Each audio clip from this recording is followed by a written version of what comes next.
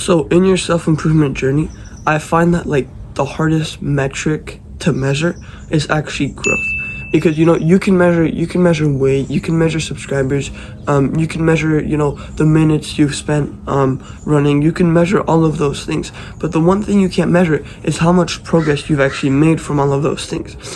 And so I was doing all of the good habits, I was doing all of these things, and like I kind of knew I was making progress and like I was growing, but I didn't actually know like how to measure it.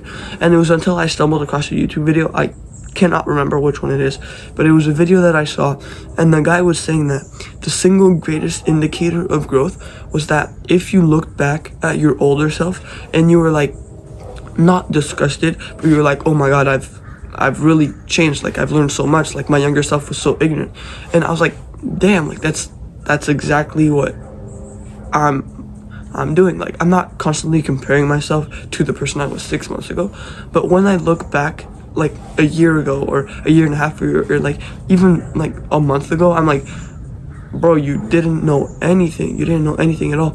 And yeah, it's funny because I'm sitting here telling you that like I've like grown a lot, and probably like in 3 months or like even a month, I'm gonna be like, damn, this guy knew nothing, saying he was saying he had grown a lot. Like of course I will grow.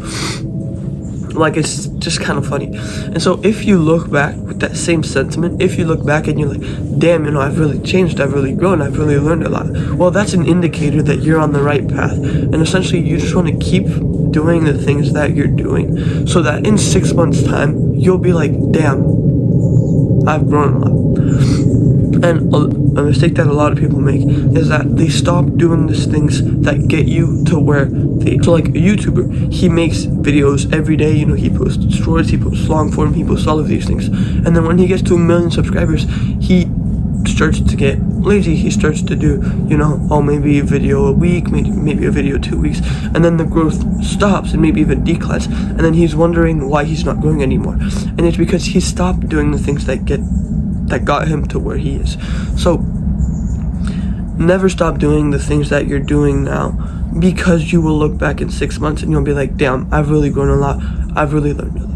And so practice that I think you can do to kind of like actually measure your growth and measure how much you've changed is actually journaling. Because essentially when you're journaling, you're just putting on thoughts on pieces of paper. But when you journal every day, in 6 months you'll have like 6 months like essentially records of your thoughts, and you can see how your thought processes and your feelings and emotions and like everything about how you behaved and essentially who you were as a person, you can see that change over time. And so start to make journaling a regular practice. I have a video on journaling. I think it's actually like my most popular video. So